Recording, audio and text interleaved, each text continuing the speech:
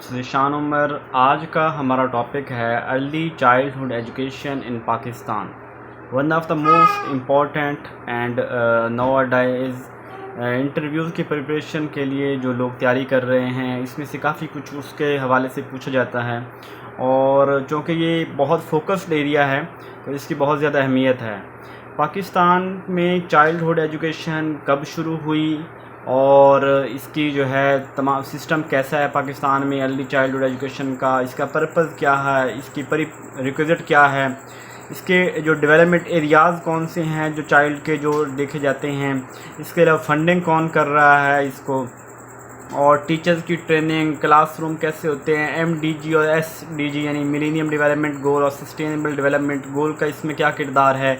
एक term use होती है ECE और ECCE, इसमें आपस में क्या डिफरेंस है, और आउटकम्स ऑफ ECE पाकिस्तान में ECE के बाद आउटकम क्या मिले। तो ये सारी जो मैंने आउटलाइन आपको दी है ये सब हम इस एक वीडियो में डिस्कस करने लगे हैं। सबसे पहले देखते हैं जी कि ECE का इंट्रोडक्शन देखते हैं कि हमें ये पता होना चाहिए कि 1973 का जो हमारा कॉन्स्टिट्यूशन है उसके मुताबिक जो आर्टिकल 25A है उसके अंदर जो तमाम जो पॉपुलेशन है उसको राइट है फ्री एजुकेशन हर पाकिस्तानी को प्रोवाइड की जाए, और तमाम जो एजुकेशनिस्ट हैं उन्होंने जो है वो बच्चों की तालीम के लिए उन्होंने कहा कोई मयार होना चाहिए, कोई स्टैंडर्ड होना चाहिए। तो स्टैंडर्ड को सेट किया गया जिसको ECE का नाम दिया गया। ये ECE जो है ये 0 से लेके 6 ईयर तक ECE चलती है, यानी 0 से लेके 6 साल तक बच्चा जो है वो ECE में रहता है। उसके बाद जो है वो किंडरगार्टन में यानी जिसे कहते हैं हम प्रेप क्लास या फर्स्ट क्लास में जो 1 क्लास में चला जाता है। उसके बाद वो अपनी यानी फेजेस जो असल उसका एजुकेशन का फेज़ है वो शुरू होगा। और कहते हैं अगर कुछ जल्दी भी हो तो मिनिमम एज जो बच्चे की है वो 5 ईयर होना चाहिए किंडरगार्टन में इनरोल करने से पहले, यानी 5 साल तक बच्चा जो है वो अपने आप को स्कूल के इन्वायरमेंट में डाले, चीज़ों को वैसे अंडरस्टैंड करें। जो उसका तालीमी साल है जो उसको असल लर्निंग वाला वो उसको 5 ईयर एज होनी चाहिए बच्चे की लर्निंग के हवाले से। पर्पज़ ECE का क्या है? ECE का बेसिकली पर्पज़ ये है कि बच्चे जो हैं जो हमारे इदारों में आ रहे हैं, बच्चे जो छोटे बच्चे हैं उनकी जो लर्निंग है उसको फैसिलिटेट किया जाए, यानी बच्चों को ऐसा इन्वायरमेंट प्रोवाइड किया जाए कि जिससे बच्चों की लर्निंग जो है वो आसान हो सके। वैसे जो हमारे पास पाकिस्तान में एजुकेशन सिस्टम है वो 3 चल रहे हैं। एक हमारा इस्लामिक एजुकेशन सिस्टम है, सेकंड हमारा जो है वो फार्मल, और थर्ड एलीट क्लास का है। यानी जो इस्लामिक है वो सेम लाइक ट्रेडिशनल है जिसमें हमारा ये मदारिस और मसाजिद हैं कि जहाँ पे बच्चों को रेसिटेशन मेथड के ज़रिए कुरान पाक की तालीम दी जाती है, या वो खुद दीनी जो है मुदर्रिस बनने के लिए जो किताबें पढ़ाई जाती हैं। यानी जो इस्लामिक एक निज़ाम है वो थोड़ा ट्रेडिशनल है और हम उसको ये कह सकते हैं कि वो समहाउ वो एक रट्टा सिस्टम के मुताबिक चल रहा है। सेकंड हमारा जो है वो है फार्मल एजुकेशन सिस्टम। फार्मल में ये जो हमारे जितने भी पब्लिक स्कूल हैं ये इसमें आ जाते हैं। ये भी कोशिश तो करता है कि ये भी उस तरह की तालीम प्रोवाइड करें जैसे एलीट इंस्टीट्यूशन में होती हैं, लेकिन चूँकि हमारे जो गवर्नमेंट के इदारे हैं उनमें स्ट्रेंथ बहुत ज़्यादा होती है स्टूडेंट्स की, और फैसिलिटेशन जो है वो बहुत कम होती हैं, उस वजह से करके ये उस नहज पे नहीं पहुंच सकता। थर्ड है हमारा एलीट क्लास का, ये सिर्फ रिच लोगों के लिए बना हुआ है। जितना आपके पास पैसा होगा, आप जितनी फ़ीस हाई अफोर्ड कर सकते हैं, आपको उसके मुताबिक वो इदारे जो हैं वो हर डिस्ट्रिक्ट हर कहीं हैं जो अच्छी फैसिलिटीज़ आपको प्रोवाइड करते हैं। To seeing above proper ECE system, जो हमारा जो ECE सिस्टम जो है वो प्रॉपर कब स्टार्ट हुआ था हम उसको भी यहाँ पे देखेंगे। ECE की प्रीरिक्विजिट क्या है, यानी ECE में जो है वो बच्चे को दाखिल करने की इसकी प्रीरिक्विजिट क्या है। सबसे पहली चीज़ ये है कि ECE के लिए प्रॉपर ट्रेंड स्टाफ होना चाहिए। ECE इज़ नॉट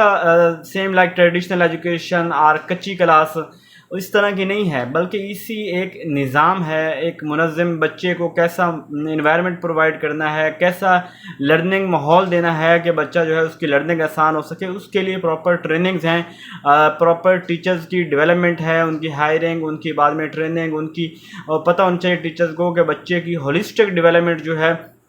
वो कैसे होती है, और उसको पेडागोजी जो स्किल्स हैं वो बच्चे को आनी चाहिए, यानी बच्चे को कंप्लीट पता हो कि पेडागोजिकल स्किल्स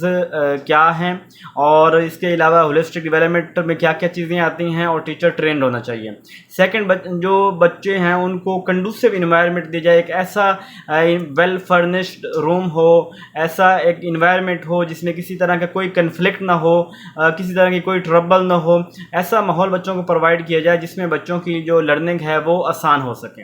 इसके बाद हम जो 4 डेवलपमेंट एरियाज़ हैं जो मैंने अभी बात की कि बच्चे की होलिस्टिक डेवलपमेंट का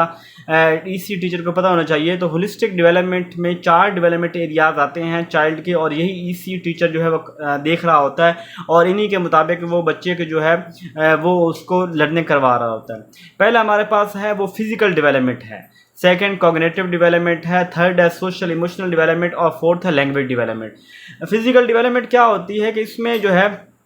बच्चे की जो उसके मसल्स हैं, जो उसकी बॉडी है, जो उसका फिजिकल स्ट्रक्चर है, उसको यूटिलाइज किया जाता है। यानी इसी टीचर्स की को पता होना चाहिए कि बच्चे का ये जो इस एज के अंदर, यानी समझिए जो 0 से लेकर 5 साल तक ये एज होती है ना बच्चे की, इसके अंदर उसकी मुकम्मल हर चीज़ की बहुत ही फास्ट ग्रोथ चल रही होती है। बाद में कंसिस्टेंट हो जाती है, लेकिन यहाँ पे बहुत फास्ट ग्रोथ चल रही होती है। इस फास्ट ग्रोथ में टीचर्स को जो चाहिए, इसी जो टीचर हो उसको चाहिए कि वो उसके बच्चे की इस होलिस्टिक डेवलपमेंट, इन तमाम चीज़ों को मद्देनज़र रखे। तो उसकी फ़िज़िकल डेवलपमेंट में जैसे fine motor skill, fine motor क्या होते हैं कि हमारे जो बॉडी के जो मसल्स हैं, जैसे सॉफ्ट मसल जिसे कहते हैं, कि जैसे हमारी हाथ की उंगलियां, पाँव की उंगलियां, और ये बैठे बैठे जो हम जब लिख रहे होते हैं या बैठे बैठे हम कोई छोटी मोटी हरकत कर रहे हैं, मूवमेंट कर रहे हैं, तो वो हमारी फ़ाइन मोटर में आएगा। इससे ग्रास मोटर जिसके अंदर बॉडी के बड़े मसल्स जैसे भागना, दौड़ना,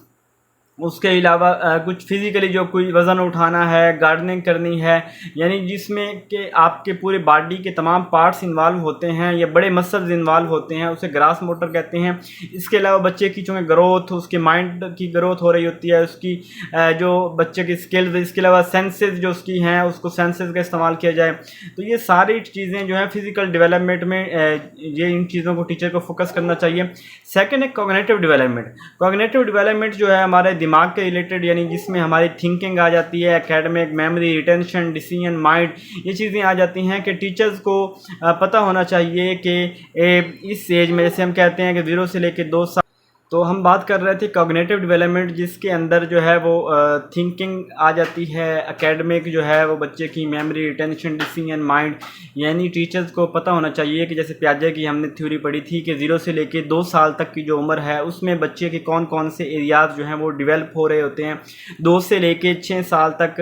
बच्चे की कितनी जो है वो पावर जो है, जो थिंकिंग पावर, जो लर्निंग पावर है, कितनी डेवलप हुई होती है, उसके मुताबिक बच्चे को टास्क दिए जाएँ, और इसके बच्चे को छोटे छोटे जो है ना वो अल्टरनेटिव दिए जाएं ताकि बच्चे की डिसीजन पावर बेहतर हो। बच्चे को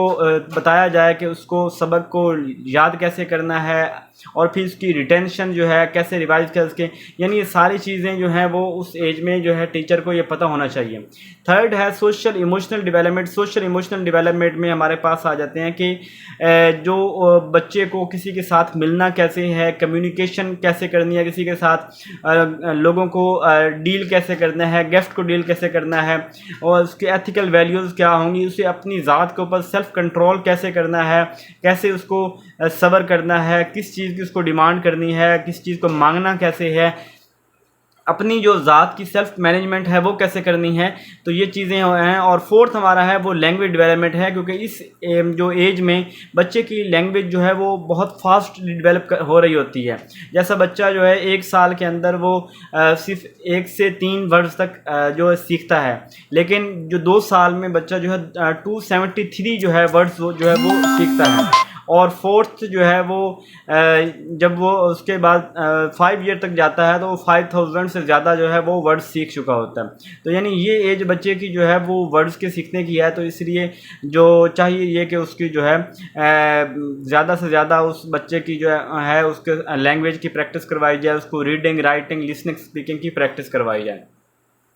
उसके बाद कुछ स्ट्रेटजीज़ हैं टीचिंग ईसीई की, तो इसमें थोड़ा मैंने 15 स्ट्रेटजीज लिखी हैं कि एक टीचर को ईसीई के बच्चे को पढ़ाना कैसे चाहिए। एक सबसे पहले ये स्पीक स्लोली। टीचर को बच्चों को पढ़ाने के लिए हर अपनी कम्युनिकेशन में पॉज रखने चाहिए, गैप रखने चाहिए। अब्रप्ट जो है वो बच्चे को सारी बातें इंफॉर्मेशन नहीं प्रोवाइड करनी चाहिए, बल्कि थोड़ा थोड़ा करके, ताकि जो बच्चा जो है इसको ईजीली जो है वो डाइजेस्ट कर सकें। सेकंड है कि बच्चे को जब पढ़ाना है तो उसको एब्स्ट्रैक्ट चीज़ें नहीं पढ़ानी, बल्कि कंक्रीट ऑब्जेक्ट की तरफ लेके आया जाए। कंक्रीट मतलब बच्चे को अगर आपने एप्पल पढ़ाना है तो बच्चों को असाइन करें कि कल हर बच्चा एक एक एप्पल लेके आएगा, टीचर एप्पल लेके जाए चलो, तो इस तरह वो वहाँ पे उनको बच्चों को एक कंक्रीट चीज़ होगी, उस बच्चे की लर्निंग ज़्यादा होगी। इस तरह बनाना पढ़ाना है, बॉल पढ़ाना है, कोशिश करें कि कुछ चीज़ों की डम्मी लेके जाएं, कुछ चीज़ें जो हैं वो वैसे फिज़िकली आपके पास हों। अगर ना ऐसी चीज़ हो प्रोवाइड कर सके तो बच्चों को जो है वो लाइव टीवी के ऊपर उस करैक्टर को जो है वो दिखाया जाए। जैसे अगर डाकिए का है, अगर आप तो डाकिए की यूनिफॉर्म पहन के जाएं तो बेस्ट है, कोई आपके पास वहाँ पे एग्जांपल है तो वो बेस्ट है। अगर वो नहीं है तो आप ये करें कि आप वहाँ पे बच्चे को एलसीडी के ऊपर बच्चे को वहाँ पे जो है वो उसको दिखाया जाए कि ये एक पोस्टमैन होता है और इसका ये हमारी सोसाइटी में किरदार होता है, ये काम करता है। मतलब इस तरह का जो भी एक रोल हो तो कोशिश करें कि वो कंक्रीट हो, नहीं तो उसको बच्चे को जो है वो उसको दिखाया जाए, क्योंकि बच्चा देख के ज़्यादा और छू के ज़्यादा लर्न करेगा। थर्ड है लेबलिंग लगाया जाए। क्लासरूम में जितनी भी चीज़ें हों सबको लेबल लगाया जाए। लेबल से मुराद ये है कि अगर क्लासरूम के अंदर विंडो है तो लिखा हो विंडो, डोर है तो डोर लिखा हो, टीवी है, जो चीज़ क्लासरूम के अंदर मौजूद हो उसके ऊपर एक लेबल लगा हो। जब हर चीज़ के ऊपर लेबल होगा तो बच्चों को उनकी जो है याद करना आसान होगा और इससे लर्निंग उनकी ईजी होगी। फोर्थ है फैसिलिटेट कन्वर्सेशन को, बच्चे को जो है उसके साथ जो है आप एक्सप्रेस करने का उसको मौका, उसको अपने फीलिंग्स अपने थॉट्स को बताने का मौका दिया जाए और टीचर्स के साथ कम्युनिकेशन करें, उसकी बातों को सुने, उसको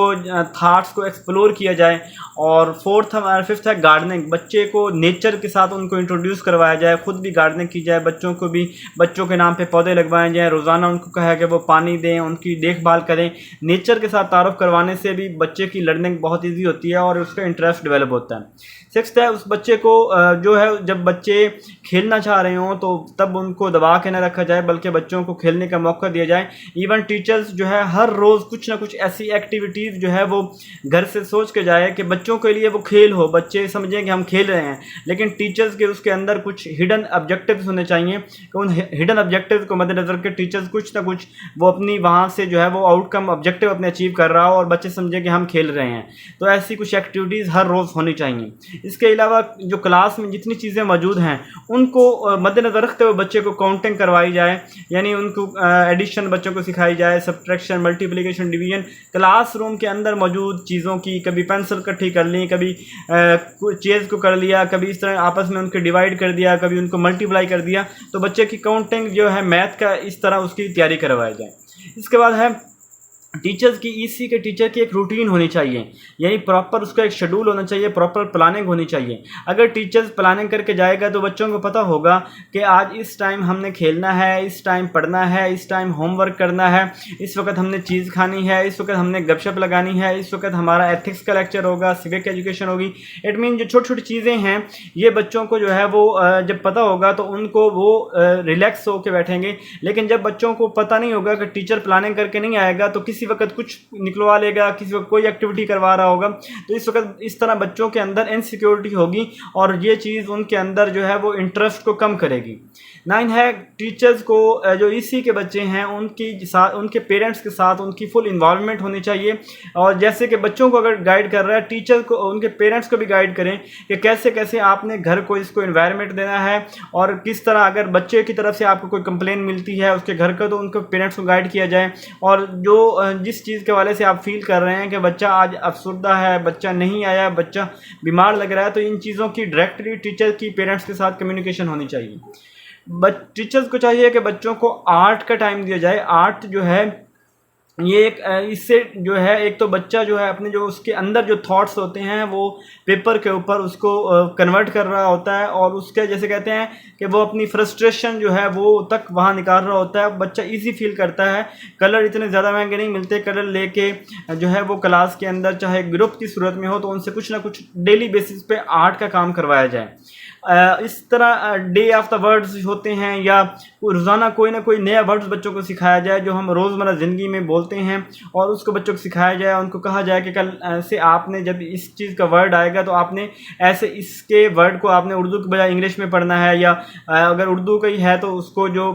वर्ड बच्चे नहीं समझ रहे हैं उनकी अपनी वहाँ पे नेटिव लैंग्वेज में कुछ और कहते हैं, तो आपने उनको उर्दू बताया है तो उनको कहना है कि कल से हम, आज हमने एक लफ्ज़ सीखा है, कल से हम जब भी बात करेंगे तो हम उसको चारपाई कहेंगे, हम उसको कुर्सी कहेंगे, हम उसको नलका कहेंगे। इट मीन यानी जितने भी सोसाइटी के अंदर कुछ ऐसे नाम होते हैं जो बच्चे उर्दू में नहीं जान रहे होते, तो बच्चों को वो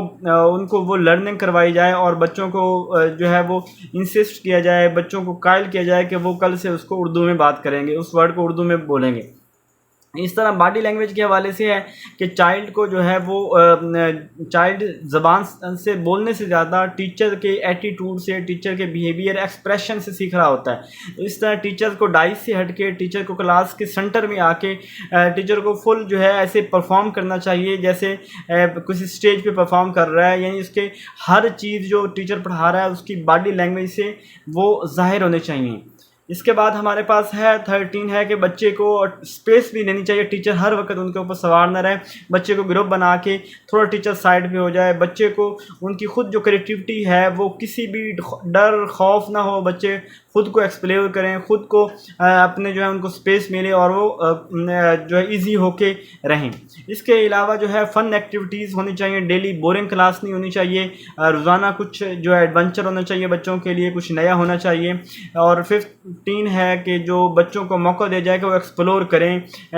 ऐसे खंगालें कि जैसे एक पहेली टाइप होता है कि बच्चों को जो है ना वो उनको ज़्यादा से ज़्यादा सोचने का, उनको एक्सप्लोर करने का, उनको नई चीज़ें इन्वेंट करने का, नया कुछ सर्च करने का उनके अंदर जज्बा पैदा किया जाए, और कोशिश की जाए कि टोटल डे की जितनी एक्टिविटीज़ हैं ये लर्निंग बाय डूइंग होनी चाहिए, कि बच्चे को किताब के ऊपर डिपेंडेंसी बिल्कुल कम हो। और 4 से 5 साल तक तो बच्चे को आपने जो है ना वो चीज़ें नहीं सिखानी, बल्कि आपने उसको एक जो है उसकी जो कॉग्निटिव थिंकिंग डेवलपमेंट है आपने उसके ऊपर फोकस करना है, तो आपने उसको लर्निंग बाय डूइंग की तरफ लेके आना है। इसके बाद हम बात कर रहे हैं कि फंडिंग सोर्स कौन सा है। देखिए जो फंडिंग सोर्स है ये यूनिसेफ, जिसे United nation international children emergency fund कहा जाता है, इसको यूनाइटेड नेशन चिल्ड्रन फंड भी कहा जाता है। तो ये सबसे ज़्यादा जो है जो फंडिंग करती है बच्चों की तालीम के हवाले से दुनिया की तमाम डेवलपिंग कंट्रीज़ में, ये यूनिसेफ कर रही होती है। पहले ये होता था पाकिस्तान में जो ईसी स्टार्ट हुई है, पहले ये मुख्तलिफ एनजीओज़ जो हैं वो कुछ ना कुछ डिस्ट्रीब्यूट करती थी, फ़ंड देती थी, लेकिन बाद में ये हुआ कि एक जो आगा खान डेवलपमेंट नेटवर्क है वो अब सोर्स कर रहा है, और आगा खान डेवलपमेंट नेटवर्क जो है ये इसको मुख्तलिफ इदारे जो हैं वो फंडिंग करते हैं, जिसमें यूनिसेफ है, यूनेस्को है, रुबानी Foundation, Dubai Care, Oxfam, European Union, ये सारे जो हैं वो उसको आगा खान को करते हैं, और आगा खान एक प्रॉपर सिस्टम के तहत तमाम जो है वो इंस्टीट्यूशन को देता है। इसकी मैं ईसी की आपको थोड़ी सी हिस्ट्री बताऊंगा कि ईसी जो है वैसे मार्टिन लूथर जो है उसने 1500 सेंचुरी में उसने ईसी को जो इंट्रोड्यूस करवाया था, यानी बच्चों की तालीम को इंट्रोड्यूस करवाया था, और 1970 और 80 में जीन प्याजे ने इसको जो है वो प्रॉपर स्टार्ट करवाया। ईसी जो है वो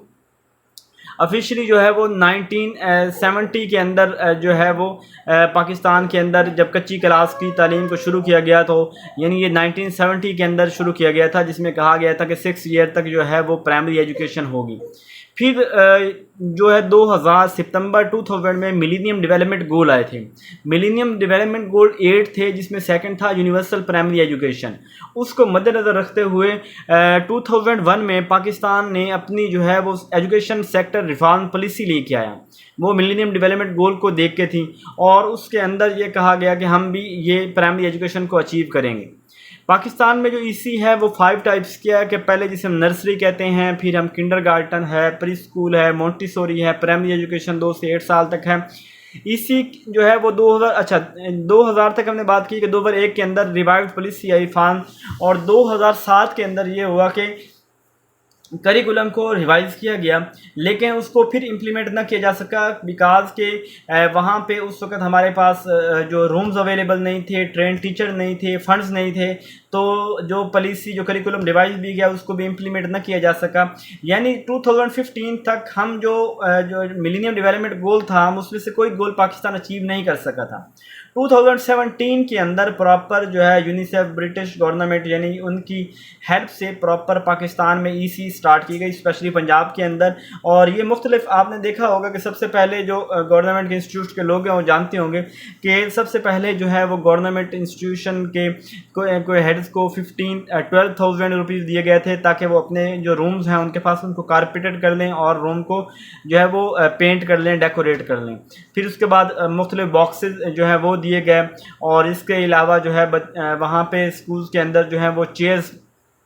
और ये मतलब ये चेयर्स वगैरह का निज़ाम हाई स्कूल में है कि जहाँ पे फंड ज़्यादा होता है तो उन्होंने अपनी मदद आपके तहत वहाँ चेयर टेबल वगैरह परचेज़ किए हैं। और बाकी जो प्राइमरी स्कूल्स हैं उसमें ये है कि गवर्नमेंट ने हर स्कूल के अंदर एक हेड टीचर को ट्रेनिंग दी है इसी की, एक टीचर को दिया है और एक केयर गिवर को। टीचर लीड करता है, जो हेड टीचर है वो लीड करता है, टीचर जो है वो पढ़ाता भी है और मॉनिटर करता है, और केयर गिवर जो है वो बच्चों की वहाँ केयर करने के लिए है। तो ये जो ट्रेनिंग है ये 2017 में सबको दी गई, और ये कहा जा रहा है कि ये हर 2 ईयर्स बाद इसको रिवाइज़ किया जाएगा, इसी की ट्रेनिंग दोबारा दी जाएगी। और इस तरह टिल नो हम पाकिस्तान के अंदर पंजाब के अंदर मैक्सिमम स्कूल जो हैं उनको जो ईसी की ट्रेनिंग भी दी जा चुकी हुई है, उनको 12,000 फर्निश्ड का भी दिया जा चुका हुआ है, उनको जो है वो बॉक्स भी दिए जा चुके हुए हैं, और भी मुख्तलिफ जो है वो फैसिलिटीज़ प्रोवाइड की जा रही हैं, और ख़ुद कोई अपनी मदद आपके तहत भी जो है स्कूल वो कर रहे हैं। अब जो है मैंने स्कूल इसमें बहुत से स्कूल सक्सेसफुल भी हैं और कुछ स्कूल सक्सेसफुल नहीं भी हैं। एक तो शार्टेज ऑफ वही रूम की वजह से, या टीचर के इंटरेस्ट नहीं है, या टीचर बहुत एज हैं, या इसके लिए इसी के लिए हमारे पास स्टाफ कम है, स्टाफ ज़्यादा होना चाहिए ताकि वो 20 जो है या 30 बच्चे उनको प्रॉपर एक टीचर मिल सके, वो हमारे पास नहीं है। रनिंग एक्सपेंडिचर भी ज़ाहिर बात है कि जब वो बच्चे कुछ चीज़ तोड़ेंगे, कुछ नई चीज़ चाहिए होगी तो वो भी हमारे पास कम है। तो इन चीज़ों की वजह से ये कुछ सिस्टम हमारा जो है वो ज़्यादा कामयाब नहीं है। इसी रूम जो है इसको मुख्तलिफ कार्नर में डिवाइड किया गया है। इसको रीडिंग कार्नर भी एक होता है, इस तरह एक बेसिक मैथ कार्नर होता है, लाइब्रेरी कार्नर होता है, आर्ट कार्नर होता है, वर्ड अराउंड अस होता है, हेल्थ हाइजीन, इस तरह मुख्तलिफ कार्नर होते हैं जिसमें बच्चा जो है वो सीखता है। कुछ पिक्चर्स हैं आपके सामने, आप देख रहे हैं कि जिस तरह का जो फर्नीचर रूम बच्चों के लिए होना चाहिए, जहां बच्चे बड़ा ही इजी फील करके शौक़ से आएँ, वहां पे उनकी लर्निंग हो। आप देख सकते हैं यहाँ पे ये हमारे इस तरह के स्कूल हमारे गवर्नमेंट में भी बन चुके हुए हैं। इस तरह के रूम ना सिर्फ ये प्राइवेट इदारों में हैं, काफ़ी गवर्नमेंट और काफ़ी जगह पे फ़ाल भी हैं, और इंशाअल्लाह काफ़ी जगह पे मज़ीद जो है वो हो भी जाएंगे। अच्छा, ये ईसी का जो बच्चा है वो क्या, उसकी आउटकम क्या है पाकिस्तान के अंदर और ओवरऑल? देखिए, जो ईसी से बच्चा निकलता है, ईसी का जो प्रॉपर एक निज़ाम है, एक स्ट्रक्चर है, उस एजुकेशन सिस्टम से निकलता है बच्चा, उसकी इंटेलेक्चुअल ग्रोथ बहुत फास्ट होती है। वो जो प्राइमरी ट्रेडिशनल एजुकेशन होता है उसकी निस्बत उसकी जो इंटेलेक्चुअल ग्रोथ ज़्यादा होती है, उसकी जो इंटरेस्ट होता है लर्निंग में वो डेवलप होता है, डिसीजन पावर जो होती है उसकी ज़्यादा होती है, और वो अपनी यानी चाइल्ड लर्न हाउ टू उसको बेस्ट चॉइस करना आता है, बच्चे को अपनी पर्सनैलिटी को मैनेज करना आता है, बच्चे की कम्युनिकेशन स्किल्स अच्छी होती है, उसमें कॉन्फिडेंस डेवलप होता है, उसको रिटेंशन रेट हाई होती है, उसकी यानी लर्निंग स्किल उसकी हाई होती है। तो ये बच्चा हमारी सोसाइटी में जो इसी से आ रहे हैं उनकी ये चीज़ें ज़्यादा हैं बनस्बत बाकी आम ट्रेडिशनल स्कूलों की निस्बत। ये टर्म यूज़ होती है कि ईसी और ईसीसी में क्या फ़र्क है। ईसी बोलते हैं अर्ली चाइल्डहुड एजुकेशन और ईसीसी बोलते हैं early childhood care education. ECC का कंसेप्ट 1970 और 80 के दरमियान जो है वो दिया था, जीन पियाजे ने इस ईसीसी का कंसेप्ट दिया था। उसके बाद है जी एमडीजी और एसडीजी जो मिलेनियम डेवलपमेंट गोल हैं और सस्टेनेबल डेवलपमेंट गोल, जिसकी मैंने आपको बात की कि second primary universal primary education था। अच्छा, तो 2015 तक ये मिलेनियम डेवलपमेंट गोल थे, 2016 में सस्टेनेबल डेवलपमेंट गोल आ गए। इसमें फ़र्क ये था कि मिलेनियम डेवलपमेंट के अंदर जो है वो पॉवर्टी रिडक्शन की बात नहीं थी, जबकि 2016 में सस्टेनेबल डेवलपमेंट गोल ने जो है वो क्वालिटी एजुकेशन की बात की थी अपने 4th स्टेप में, और उसने पॉवर्टी जो है वो रिडक्शन की बात की थी। और जब तक पॉवर्टी ख़त्म नहीं होगी तब तक हम क्वालिटी एजुकेशन नहीं दे सकेंगे। ये थी आज का हमारा ईसी के हवाले से लेक्चर। अगर आपको कोई भी इसमें कोई मसला हो, कोई एम्बिग्यूटी हो तो आप पूछ सकते हैं, और ये लेक्चर आपका हेल्पफुल रहेगा। जितने भी आपके ईसी के हवाले से जितनी भी बातें हैं पाकिस्तान में, वो आपको उसमें